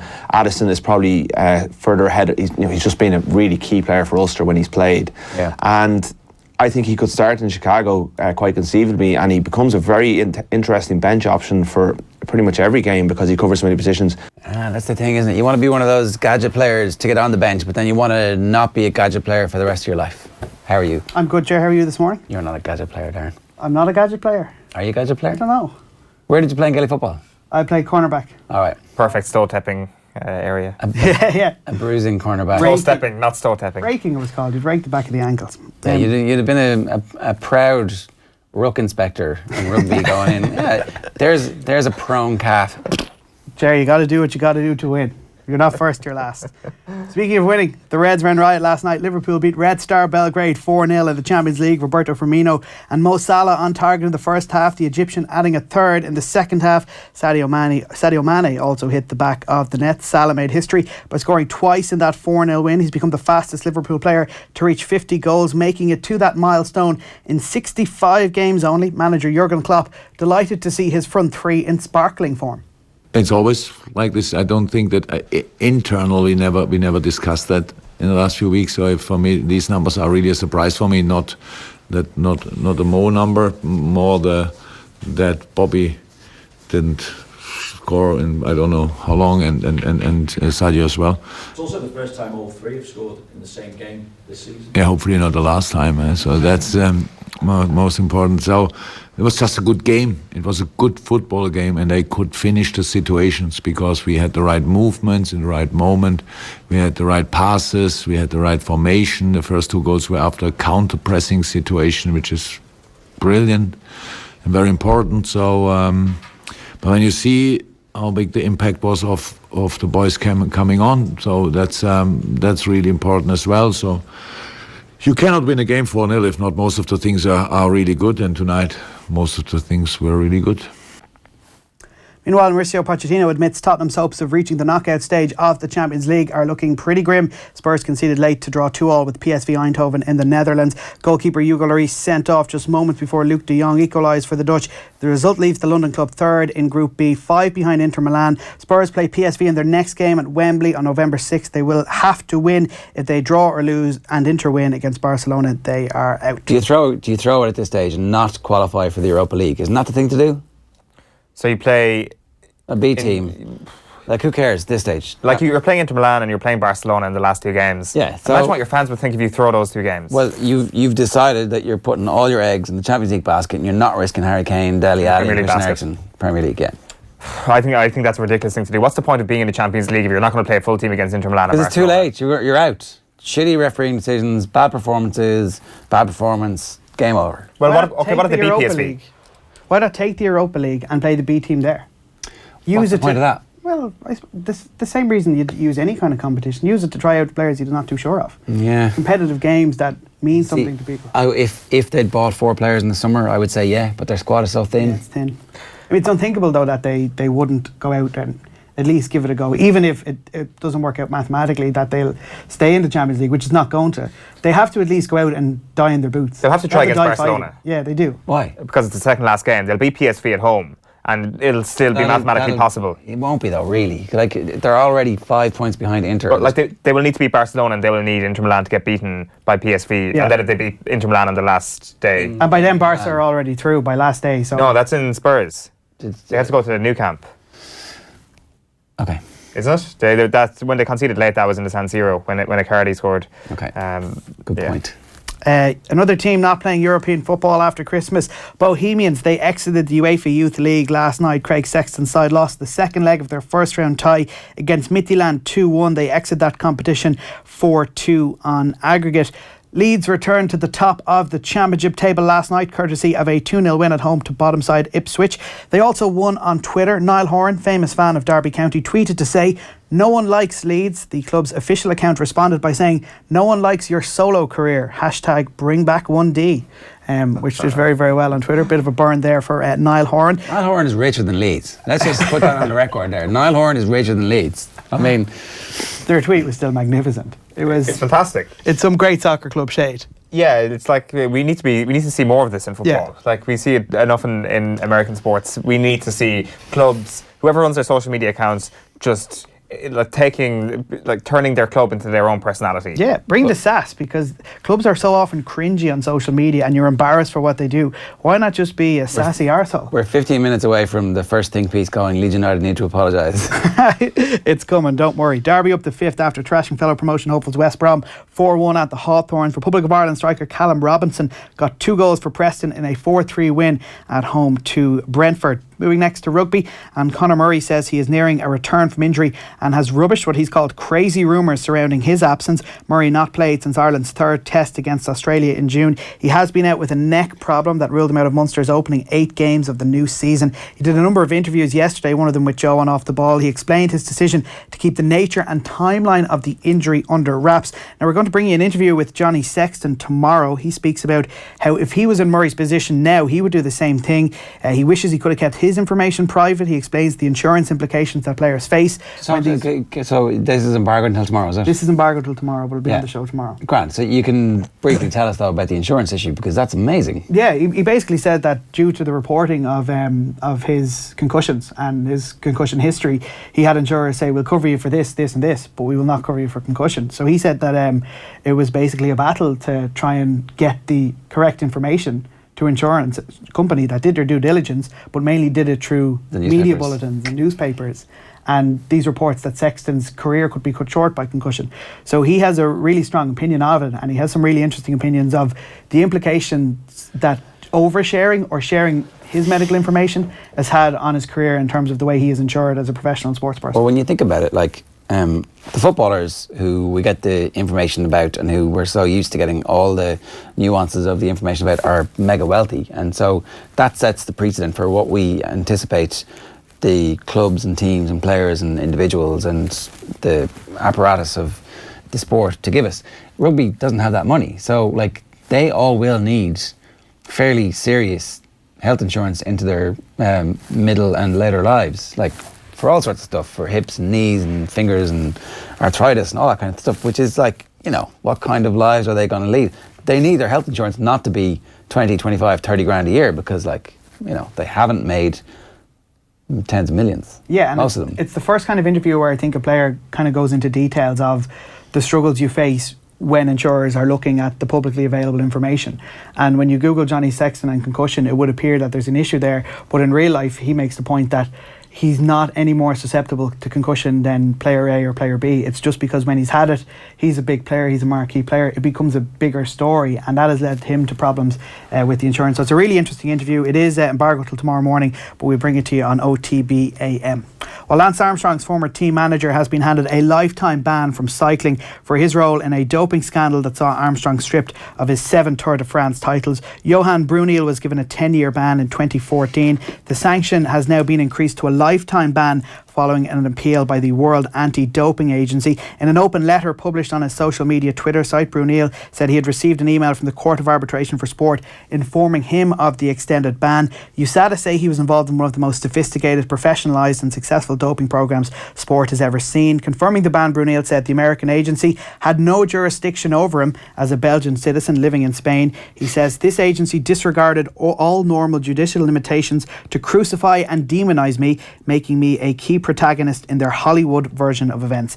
The Court of Arbitration for Sport say the evidence establishes conclusively that Mr. Brunel was at the apex of a conspiracy to commit widespread doping on the United States Postal Service and Discovery Channel teams spanning many years and many riders. He's such an evil genius, Brunel. I think on his Twitter account it still says, proud dad of whatever 2 children, proud ex-manager of my good dear friend Lance Armstrong. He kind of takes it as a badge of pride, as you should do, because everybody in the cycling community surely has the utmost respect for this guy. Yeah, and his Twitter cover photo is actually all the yellow jerseys. Yeah, it's like this guy... all the signed yellow jerseys to my great friend, my great manager. He did what everybody else was doing, but he did it in a far more sophisticated manner, and in a manner which he really didn't care what you think. If you were in the peloton and you're like, actually, you've kind of taken this a little bit too far. I know we're all doing the good stuff, but you've taken this a little bit too far, US Postal. He was actually like, I don't care. Yeah. I've got no idea, no care in the world what you think of me or what I'm doing. I'm going to continue what I'm doing. So props to Brunel. He'll be a loss to the sport. Yes, and finally some big news for fight fans. The McGregor camp are staying tight-lipped on reports that they are lining up a fight in December. The McGregor in question, the champion of coinage, Tony McGregor. There he is. He has been called out by this man, the Kerry Kaleidoscope, Owen Sheehan. There I am, prisoner 729203. What the hell is this? Why do you go through my... Just for this segment, we've a leaked potential promo pic. This was sent in by an off-the-ball listener, Dan Jackson, on Facebook. Cheers for the tip-off, Dan. Owen, you called out Tony. He has yet to respond. People reckon it'll be at the RDS. It'll be in December. That's the picture. We know they spelled your name wrong, but we won't hold it against them. Owen, Tony hasn't responded yet. I think you should call him out again, but this time insult him some more. I'm not surprised that Tony hasn't responded, to be honest. Like, who would respond to my fearsome calling out of that man? Is Tony McGregor afraid of you, Owen? Of course he is. Like, who wouldn't be? Who wouldn't be? Tell the camera on. I don't know why. What have you started here, Darren? Look at the camera and tell Tony McGregor you're going to break his... Are you going to be like my hype man? Are you going to... Go on, Owen. Yeah, I will. I'll hold your whiskey for you. Well, yeah, a proper 13 whiskey. It'll feel like a bottle of whiskey is smashed over your head when I'm finished with you, Tony. We await Tony McGregor's response to Owen's call out. No, I'm not being serious. Would you fight him for charity? The thing is, I would probably need a charitable fund for myself after fighting a McGregor. I mean, it's not a McGregor, it's the Da. He's like, the Da. What's his surname? He's not a young man. He is a McGregor. Yeah. As we established the other day, his offspring has shown how strong the genetics are in that family. So I'm not going to fight that gene pool. Yeah, but you can't disappoint Dan Jackson, who went to the bother of mocking up a fight photo for you. Or charity, think of the children. Come on. Yeah, Owen, why don't you do something for the children? Well, give something back. My hamstrings are still sore after playing in that charity match. You're not fighting with your hamstrings. You're fighting with your fists. Yeah. Your brain. No, I said that I've already done my bit for charity this week. What have you done for charity this week? This is psychological warfare. You can't back down this easily. This is the fight game. Come on. Tony McGregor doesn't understand the fight game. 2 days ago you were telling him, I'm going to leave you alone, old man, because I would kill you. Well, I would. And, for the sake of that old man's brain, I better not call him out. All right, let's move on. Conor Murray didn't get off to the best of starts in his relationship with Johnny Sexton, apparently, according to himself last night in his conversation with Joe. Have a look. 2011 was funny, yeah. 2011 was funny. I remember, I think we got to the touchline in a game. It was the Italy game in the World Cup, the last group game maybe. Yeah. In Dunedin, unbelievable atmosphere. And I blamed it on my ears or whatever. But we got to the touchline. Johnny wanted me to hit the forwards. At that stage, just hit them up on a whatever, come back in off the touchline. I don't know what our call was at the time, but I just playing and I just threw it out the back to him and he wasn't looking and he caught it and he was under pressure. So he just kicked it up the pitch and I say we spent the next 2 minutes roaring at each other. Like he was like, that wasn't a call. And I was like, you just play anyway, just catch the ball properly or something. And eventually it clicked with me that I need to know my stuff. I need to kind of understand what he's thinking. I need to understand the plays. Because at that stage it was my first campaign really. It ended up being a World Cup and I was kind of just, not that I was winging it, but like you're an awful lot more experienced now, you understand it a lot more, whereas you're probably just playing a bit more on instinct back then. And is it all about eye contact now, or is it telepathic, or is he in your ear, or can you go rogue and say everything you're saying there? It's eye contact, it's communication, it's people say telepathic, but it's just a feel for, you've seen him do certain things before, and you might have a feeling where he might show up or whatever. So just follow Johnny around and give him the ball, and hopefully that'll be okay. Yeah, it's an amazing partnership, and it's really unfortunate that we're not going to get to see it against the All Blacks because it's the All Blacks and it's Ireland, and we haven't beaten them here. Like we still haven't beaten them here ever in history, ever. And it's number 1 against number 2. We've just got to wait 12 months for that. Murray and Sexton versus the All Blacks, right? Yeah. Maybe. Unless New Zealand don't make it to the World Cup final, of course. Of course. Possibility that we get beaten in the quarterfinals. No, that will never happen. We're going to hold up our end of the bargain. World Cup final or bust. It's disappointing though, because you'd like almost everybody is fit who needs to be fit. I mean, is Dan Levy going to be back in time? Probably is. Like, what is the team that he's going to pick? Finally, it's like, almost everybody's fit. Well, the thing is, when it comes to team selection, we will know where everybody stands after this, because we know that we know that Conor Murray is number 1 in his position. So we're not going to miss out on that, on obtaining that piece of information. So we will know what Joe Schmidt views as his strongest 15 at the end of this November window, which is it the first time that we'll have that? Like, there's always been an injury outside of our halfbacks at one point or another, surely. Well, so Bundy Aki, Robbie Henshaw, Gary Ringrose, all fit at the same time. Like, that's interesting. Who starts? Yeah, just rotate them over the course of the thing. Oh no, it's no one's first choice, no one's second choice. I have multiple first choices. Well, against the All Blacks, he's probably going to play Henshaw and Ringrose, isn't he? You'd assume that's first choice at this moment, but he loves himself some Bundy Aki. Who doesn't love some Bundy Aki? Like, Bundy brings something different against the All Blacks. Yeah, he does. But is he an impact sub against the All Blacks? So you can't put him on the bench, can you? Covers one position. Doesn't, yeah. He's kind of too much of a one-trick pony, not in a bad way, off the bench.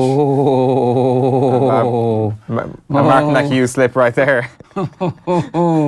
Bundy Aki is a one-trick pony. You can call that at Owen Sheehan. So you're calling out Bundy Aki and Conor McGregor's dad in the same show. He covers one position. Ger literally said it before I did. Include that in the tweet. It's going to be Ringrose and Henshaw. Like, regardless of how many tricks Bundy Aki can perform, because Ringrose and Henshaw play together for Leinster. It's as simple as that. There is kind of this disconnect sometimes between international and club level. And if you've got a partnership that is working and working very, very well for Leinster at the moment, why would you not just install it straight away into Ireland? So it's not so much about Bundy Aki, but it is about what Ringrose and Henshaw can provide. The question is, like I said, we'll have a very good idea of the depth chart at the end of this. The one missing link in that midfield is, of course, Chris Farrell. Like, how high would he have risen in the overall estimations had he stayed fit for the rest of the Six Nations? We'll never know. No, don't know. When you think about the injury sequence last year in the Six Nations, in the first game, Henshaw goes out, Chris Farrell comes in, plays 2 games, gets injured, goes out. Gary Ringrose comes back from injury and plays the rest of the tournament. Henshaw was the second game, wasn't it? You didn't get injured against France. Oh, you got injured scoring a try going over. Sorry, I thought the second game was the Italy game. Yeah, he got injured against Italy. Yeah, they dovetail nicely in retrospect. Well, it was perfect in terms of because normally we have been ridden by injuries in the past. So look, I don't know. I mean, I think the other interesting bits are in the second row. Who are your first choice second row right now? Well, James Ryan and Devon Toner, I think.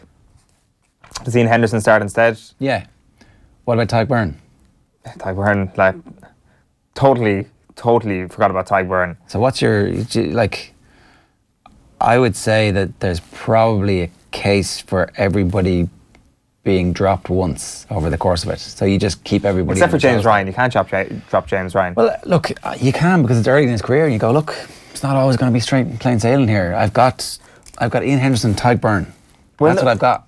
Oh, the thing is, he won't play every game of November. He will play against the All Blacks. You can't drop James Ryan for the All Blacks. He probably plays against Argentina as well. I don't know. The Italy game, you're playing Tyke Byrne and either Devon Toner or Ian Henderson. It depends who he views as the... Do you not want to be on the plane to Italy? Because Italy have named their team, and it's a backup team. They've named their team 10 days out. Yeah.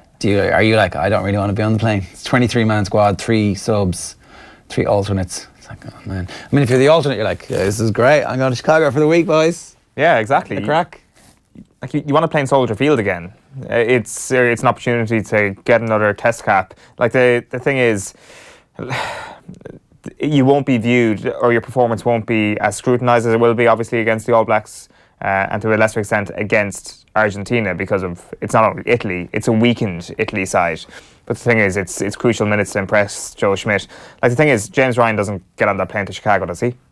Does he? I doubt it. I doubt it. Your first choice in every row really isn't, your best player in every row isn't going on that plane to Chicago, I would say. So I wouldn't be surprised. I would say... I don't know how far James Ryan is ahead of Tyke Byrne. I don't know. I mean, I'm not... Like, I think there's stuff that Tyke Byrne does that is some of the best stuff that anybody's doing in Irish rugby at the moment. Yes, but what about in an Ireland jersey? Well, let's... How valuable is that stock when it comes to Joe Schmidt? It is quite valuable, but this is the period where it changes. Yeah. This is the chance to impress. I don't know. Like, you've also got to think about the combinations, and it comes back to the point about Ringrose and Henshaw. Like, is it a matter that James Ryan and Devon Toner are Ireland and Leinster compatible? We've seen that. They're proven together.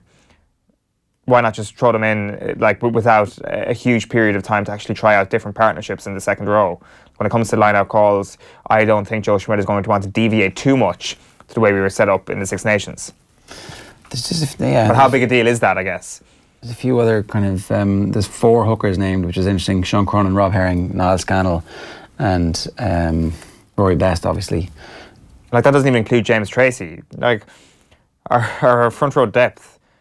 It's quite impressive at the moment. It's something that we were kind of looking at a couple of years back, thinking, God, Scrum could be weak once Cian Healy's career is over. But all of a sudden, front row, and particularly at tight head, where we thought this is like the most impossible position to fill, the Mike Ross position will never be filled ever again. We're suddenly looking deep there as well. So relatively deep, you know. There's like, you've got Andrew Porter and John Ryan backing up Tadhg Furlong, the best in the world. It's pretty good. Yeah, I do think the gap from your first choice to everybody else is still significant. It's still the same level. But because of Tadhg Furlong being so amazing, rather than Andrew Porter or John Ryan being poor, it's the same as the gap from Conor Murray to everybody else. Yeah, like you know, they're important because you can lose games, as we've seen in the past with them, with just not having the right person there. Anyway, look, it's going to be very interesting to see these team selections particularly for the New Zealand game, because that's like, if everybody stays fit between now and then, obviously there'll be people getting little niggles here and there that they won't want to risk, because it's not the end of the world, but it's kind of the end of the beginning. The beginning of the end? No, the end of the beginning. This is it. It's all over now. From this point forward, everything is World Cup. Like, the next year's Six Nations, they've already won a Grand Slam. That's off.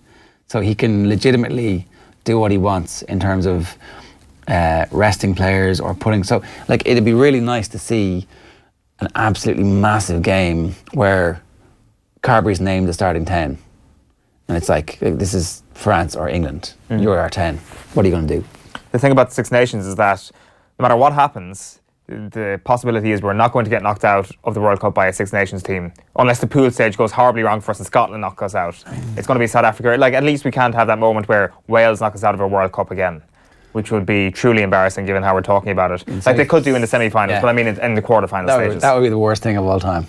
But so that is the positive news. I could pretty much guarantee I can definitely guarantee we're not going to get knocked out by Wales in a World Cup quarter-final. We asked our listeners this morning if they would support a tiered championship. What do you think the results were on? Don't look at the likes. 60-40? 79% yes. Oh, nice. That is impressive. So can we say that the public want this more than the players themselves? That there would be... That we can safely say there was a bit of blowback within the... I'm not sure Twitter polls are the most rigorous... I'm not sure if they're quite up there with Red Sea or any of those other guys. But wow, that's you've really burst my bubble there. But yeah, the public want it more. I'm going to go with that. Yeah, a surge of public support for a tiered championship to back up the claims from the new CEO of the GPA this morning that the players are actually in favour of it too. Yeah, I think we do it. Like, I think if we're going to trial rules for 1 year, I think we should trial a structure for 1 year. Why not? Why not just do it? Just set aside 2020. Like, when is the next big anniversary of the GEA? For example, it's like to celebrate the 150th anniversary of the GEA or whatever. Well, there's loads of anniversaries coming now from War of Independence and all that kind of stuff. Yeah, so to mark the War of Independence, let's have independence from crappy championship structures for 1 year only. And then at the end of the year, it's like, look at that. Wasn't that a brilliant summer? Yeah. Very quickly, I just want to bring this to your attention. Earlier on, we were talking about people with two first names, and this is going to make sense to you in a minute. And Kieran Bradley was pointing to himself inside going, oh, look, I've got two first names. I'm obviously a superstar as well. And I was making the point, Bradley's not a first name. Darren Cleary obviously came up with Bradley Cooper as a gift to kind of go, well, it is a first name. And then Alan Kelly got in touch. He's the comms officer for the GUI. If you had a son, Kieran, would you call him Bradley? Yeah, he should. Bradley, definitely. And then Kieran Bradley fires back with, I actually genuinely know a bloke in Liverpool that did that. But if you can call a daughter Kelly, I'll call a son Bradley. We forgot about Bradley, who presents The Chase. What's the name of the fellow from EastEnders? Bradley Walsh. Bradley Walsh. Of course, Kieran Bradley would know that. Yeah, so... You haven't lived all. 1994, 95, when Blackboard Jungle was still on. I think a little bit of Who Wants to Be a Millionaire. The Weakest Link was shit. No, it wasn't. It was. No, it wasn't. Oh, it was terrible. How was it terrible? It's a fantastic quiz show. Because there's actually no consistency to the questions. Like there is. Certainly to Who Wants to Be a Millionaire, like it made no sense. It seemed like there was no philosophy or structure to the questions. You could have a random stupid question thrown in. It's a bit like the crappy quiz. Oh, come on. Anne Robinson will be turning wherever she's sitting right now if she heard that, or wherever she's standing. Don't let her hear. That's an insult to her, and it's an insult to that fantastic quiz show. The Weakest Link and Who Wants to Be a Millionaire are two of the greatest television shows ever made. I'm not against. Beat the chasers, they return to their podium, and at the end, all the people who make it back to their podium take on the chase for however many £1,000 is up for grabs. One expert versus 4 minions. Okay, it's that shit. It's oh my god, it's so good. But you're up against an expert. The expert's going to win. But there's 4 of you, so it's teamwork. Oh, 4 brains versus 1, and the chaser can often pick you off. So what happens is, I'm Bradley Walsh. You're the contestant. I've got 60 seconds. You got 60 seconds to answer as many questions as possible. Say you get 7 of them correct. About what topic? Any topic, general knowledge. Okay. You get 7 questions correct. £7,000 is your base offer. Then you approach the chaser, dramatic music, chaser comes out. And it's like that for £1,000. And the crowd is like, oh, you can take one step closer to me and I'll offer you £70,000. And the crowd is like, hey. And then the chaser kind of looks back to his fraternity and it's like, oh, what'll I go for? The bigger amount or the lower amount? And pretty much 70% of the time they just stick with the 7,000. So that way you need to get home in 5 questions. If you take one, as in you need to answer 5 questions correctly, and the chaser is 2 steps back. So if you get a question wrong, the chaser gets a question correct, he closes the gap on you by 1. And what happens when he closes the gap? You're out. You go home. Where's home? How do you win then? You return to the podium. Right. And then however many of the 4 people get home, they take on the chaser in the final chase. And if you win the money. How much? So the accumulation, so if you took $7,000 and that goes into the pot, and then there's $7,000 or however many individual questions. So not life-changing money, kind of. The money is pretty shit, to be honest. I'm like, it's on primetime on ITV. Like primetime on ITV used to be Who Wants to Be a Millionaire? Yeah. But I don't know, they're cheapskates, but it's good television. Yeah. I don't watch any shit TV anymore. I made a decision. It's good television. It's not. It is. Shit television is tipping point. That's terrible. That's terrible quiz show TV. All network television is shit. That's a loaded statement.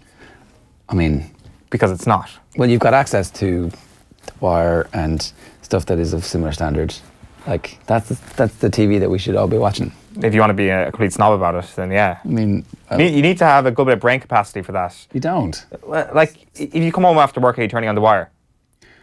Or something similar. It's pretty heavy. Like Chase is perfect, pointless, perfect after work fodder. Brain is a little bit fried. Throw on a quiz show. That's what sports for. Right. Let's talk about this. All of us. Ronan Michael, he is one of Irish sports up-and-coming stars. Most people won't have a clue who Ronan Michael is. Explain. So Ronan Michael is there's a chance this guy becomes one of the most impressive athletes in Irish sport. He's signed a 1-year academy contract with the Huddersfield Giants. Rugby League player from Ireland. Who would have thought it? He started off playing rugby union all his life. Last year, he got involved at Rugby League Ireland. It was found that he had a particular set of skills. Where is he from? He's from Louth. He's from Meath. He's from Meath. I can't believe I got Louth and Meath mixed up. He's from Meath. So he's played with the Longhorns club, which is in Ashbourne. Sorry.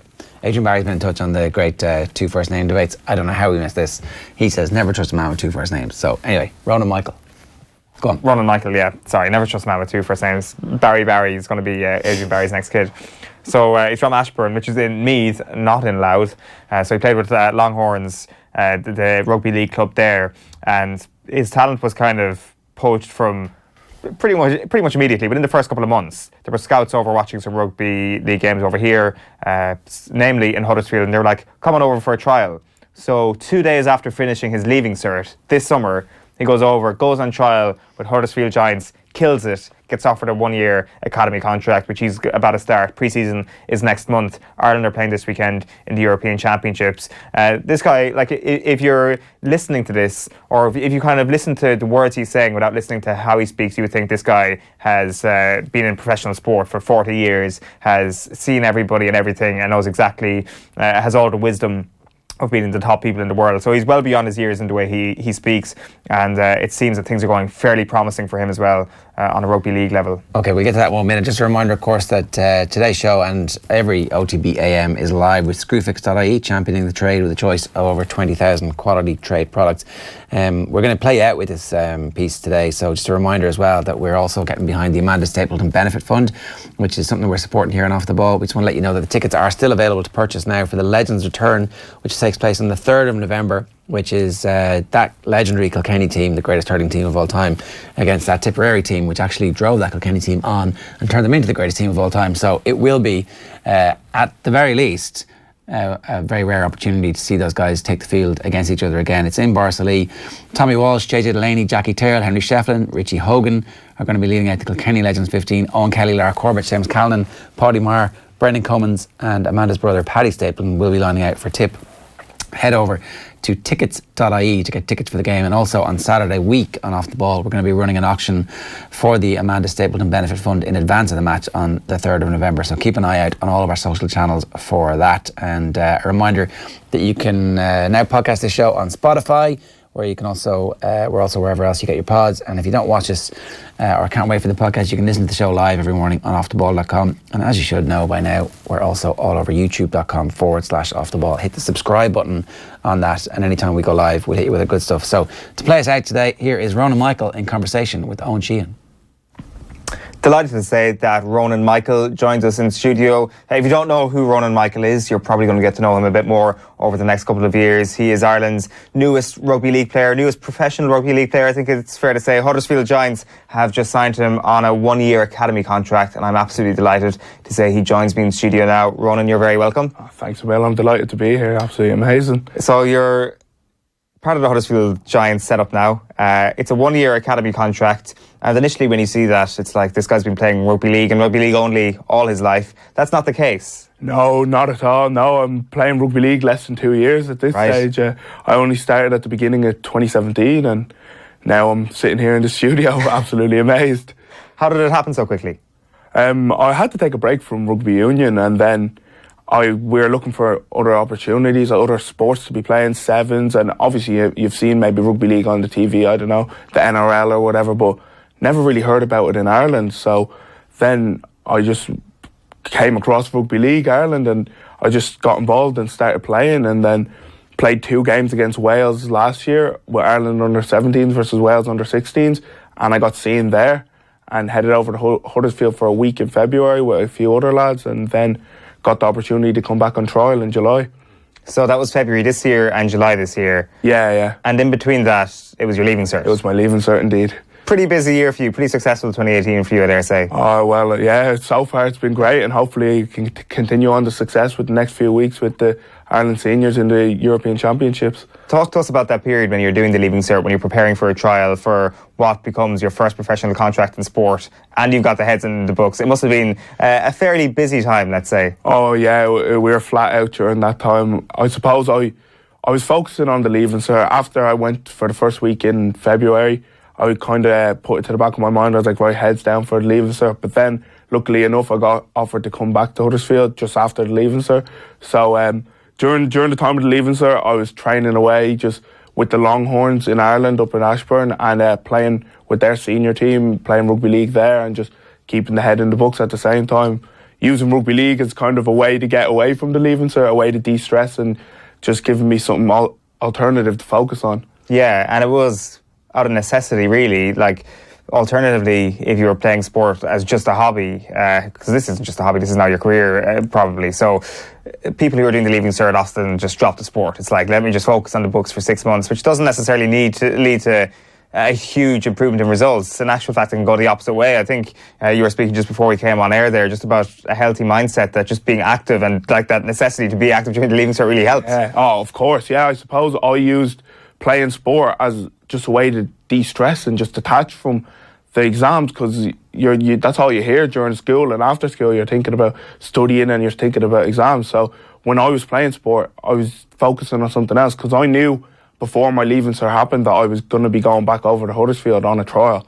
So while I was doing my exams, I was focused on my exams, but then I had a way of something else to focus on, so the exams weren't the be all and end all. And in the end, that worked out better for me. That made my exams actually go better, because I didn't have just one pathway, one direct route. I had another thing coming down the line, and obviously I didn't know what would happen, but it was a way of de-stressing and taking my mind off the exams and having something else going on for me. How easy have you found the transition into rugby league from rugby union? Oh, well, I found personally that I didn't think it was too bad, because I played back row in rugby union, 8 or 7, or now maybe more of a 6, but I didn't, like, I wasn't a prop forward or a second row, which are very specific positions in rugby union. They have specific roles. I was kind of more of an all-round player, and then transitioning into rugby league, although it's a very different sport, you have the basic skills from rugby union, and with an open mindset and going into the sport saying, okay, I played rugby union, I was a decent rugby union player, but I'm going into a new sport now, and you have to go in with an open mindset and believe that, okay, I'm going to have to learn this from the start, from the basics. It might seem simple. Like, I remember my first 3 rugby league training sessions was literally just learning how to play the ball, right, and just learning how to get my footwork right. And I was like, oh wow, this is dragging on, isn't it? But then you realise going in that these are the most important skills that you can know. Yeah, definitely. Like you mentioned there, picking up the basic skills. So for your entire rugby league playing career so far, you've been in a learning mindset, and I'm sure that helps going into your first professional setting. So any other person who goes into their first professional setting, they've been in their learning mindset from, say, the ages of 6 to 10 or whatever it may be, when they're learning the basics of their sport, and then they grow out of that learning mindset to a certain extent. They develop an ego in other extents, particularly if you're wildly successful. For you, I guess you'd be quite naturally humble, I think, and also you've had to maintain that learning mindset because this is still quite a new sport for you, which is all keeping you quite grounded, I think. Yeah, that's the thing, I suppose. Like, playing with Ireland last year, you kind of think like, oh wow, this is great, isn't it? I'm putting on the jersey. I've only been playing a couple of months. I'm already playing for Ireland, and then you realise, okay, wait, you have to take it a humble pill. You have to step back a bit when you go into a more professional environment like Huddersfield, or when I'm going to go in with the seniors. You have to be like, okay, these players have been playing longer than me. They played the sport since a young age, since they're this high. And then you're going to actually go into this environment and try take as much information as you can. You literally have to eat up information and just stay attentive and listening at all times to what your coaches have to say. Is it fair to say then that they see you as somebody in Huddersfield who they can mould into an outstanding player, that they see not only your current set of skills, but your mindset, as you kind of illuminated upon just there, your ability and your hunger to learn more and more? Yeah, well, I suppose going over there on trial, I had to stay open-minded and bring the right attitude, because it would have been all good if I was a decent enough player, an all right player. But if I went into that experience and that setup and just went in with an ego and went in thinking that I knew it all and didn't actually try learn from the people who are better players than me and know more than me, then they would have been like, okay, this lad's all right, a decent player, but he has the wrong attitude. He's not trying to learn. So I literally had to go in there and just start a fresh slate and just try taking everything that I could. And even if the trial didn't work out, luckily for me it did, and I did get a 1-year contract. But even if it didn't, I had to try take as much information back to Ireland and say, okay, this is how they play the game over in England, and this is what we can learn from how they play the game.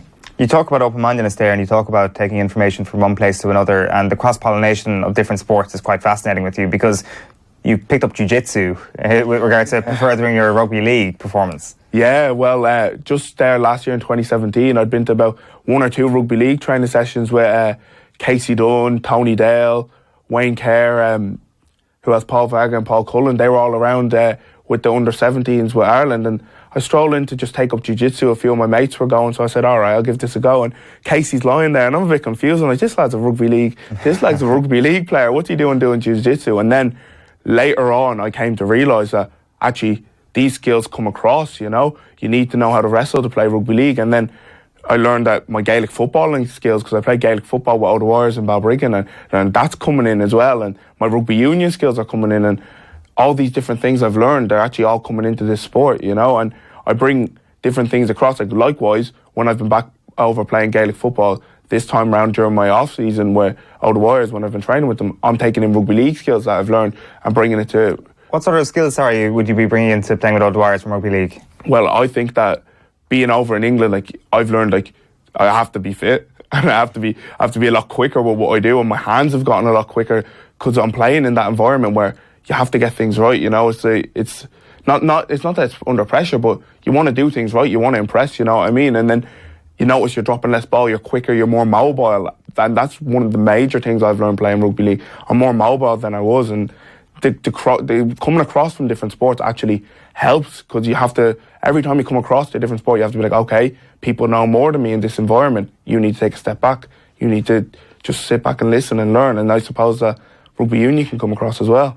It strikes me that rugby league is one of the best sports in the world for that cross-pollination of different sports. We can see a bit of you on screen there, by the way, for anybody watching us, that you look at some very specific examples, like Sam Burgess is a classic example. Like, I wonder, does he kind of sum up the attitude of rugby league, where it's like they take the best parts from other sports and there's no sort of snobbery about the idea that you had to be a league player all your life to succeed in league. Now, granted, Sam Burgess was league pretty much all his life, went to Union and came back, and here's Ben Teo as well. Like, you know what I'm trying to say here, that there is sort of an open sort of coming and going with rugby league. I think particularly in Ireland as well, where I guess numbers aren't as big as rugby league would like it to be, and therefore if you've played Union, you'd be welcomed with open arms. There is no snobbery, as I say, and it's a benefit for everybody. Yeah, I agree. I think that like there's so many great rugby union players in Ireland and so much potential in Gaelic football as well, and coming into rugby league, like, we'd welcome you with open arms. I know all the lads at the Longhorns and all the other clubs, amateur clubs in Ireland, the Galway Tribesmen, Waterford Vikings, Dublin City Exiles, all the clubs up north. They'd all love players just coming in saying, listen, I want to give this sport a go, I want to learn. That's all the attitude you need to take, and people will take you in. And it is, although it is a different sport, you will pick it up and you will learn. And the lads, like, well, obviously at my amateur club with the Longhorns, they just took me in, they took me under the wing, and they were just like, right, we'll have a bit of crack and you'll learn the sport and you'll get out playing with us. And that was what it was all about, just getting around with the lads. And then I was playing with Ireland as well, and all the lads in Ireland, we all just get around each other, and it's just a good sport. And I think that the rugby union players can come across as well. There you are, belting out the national anthem. You'll be doing it for the seniors. Soon you're involved with the squad for the European Championships playing this Saturday. Yeah. Luckily, I was named in the 35, and I've got news. I'm named in the 20-man squad coming up for the Ireland-Scotland game. So it's been surreal just how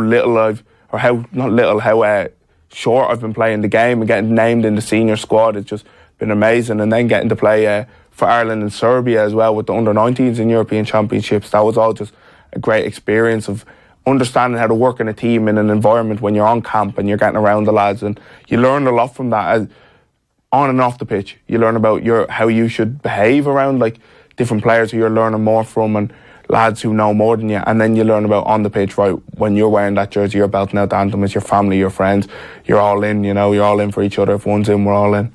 How do you find the senior setups? Like, obviously with Ireland for kind of a short enough period now, you've been obviously in with the seniors for Huddersfield over the course of the summer, and you will of course over the next year. Have they taken you under their wing? Are you seen as kind of like their protege in both camps? Protege, I suppose. I don't know if that's the right term for me. I don't know about that, but yeah. Well, with the senior domestics, we've been out with them the last 3 weeks, just getting involved with the seniors, and when I've been with Huddersfield first team as well, just for team runs and that, just helping out with numbers, they've all just taken me in, the Irish lad. It's a bit of crack being over there. I speak a bit funny to them, and they speak funny to me, but it's all just good-hearted banter, and when I'm in with them, they'll be like, right, when we're training, we're serious, but then they'll take me out, and if I'm doing something, they can be like, all right, Ronan, just pick up on this or whatever, and then we'll go back in. It's no hard feelings with it, they know more than me, and I understand that, so they'll help me out, and that'll be it. Yeah.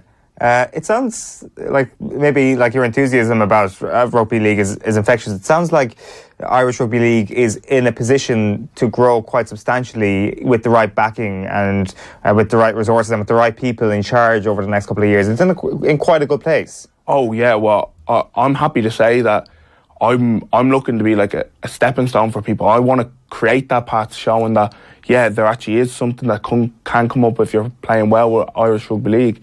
And it's unfortunate that less people aren't getting involved, and if we got more numbers and more people saying, okay, I'll give this a go, coming across from Union, coming across from Gaelic football, next thing you know, we'd have a proper setup, and it would be on the news, it would be on the telly, and there would be people saying, okay, Rugby League Ireland, what's this all about? Let's get involved. It's good crack, good fun, good sport.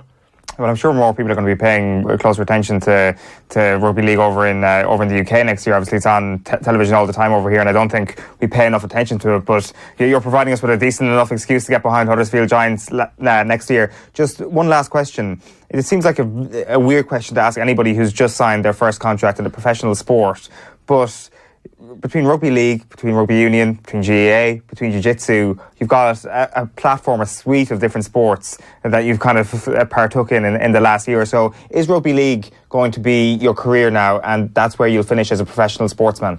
Well, I dream of it. I'd love to play in the Super League, keep playing with Ireland, representing my country, and be that person who says, this is the lad, he's one of the first lads who ever made it over there, over across the pond, I'd say that'll be a dream. But that's not to say that I don't like rugby union or I don't like Gaelic football anymore, because I think that there's skills from every single one of those sports that you can take back to each other. And I just think that the way Rugby League has worked out over the short period of time I've been playing it, it's just kind of snowballed for me. Like, it's just one thing led to another, and you sometimes you just have to take it, just grab it with both hands and just go for it, because sometimes, you know, it's just destiny or whatever you may say about it. But 2 years ago, I'd nearly never heard of Rugby League Ireland, and then now I'm sitting here in this studio just over the moon with everything. It's all happened so quick, and I've just been like, you just have to take it, you just have to go for it while you have the chance. And if things don't work out, you know, you can say, right, I'd rather me say, oh, I wasn't good enough, I gave it a good shot, rather than say, I wonder if this or that happened. Yeah, it's a very good attitude to have. It's Ireland against Scotland this Saturday in the European Championships. There is World Cup places on the line throughout the European Championships, so it's high-stakes stuff. The World Cup, of course, in 2021. But Ronan Michael, he's your new Huddersfield Giants player with a one-year academy contract. Keep an eye out for him. Ronan Michael, thank you so much. Thanks, Emil. It's been a great time. OTB AM. Thanks to Screwfix.ie, championing the trade with a dedicated call centre.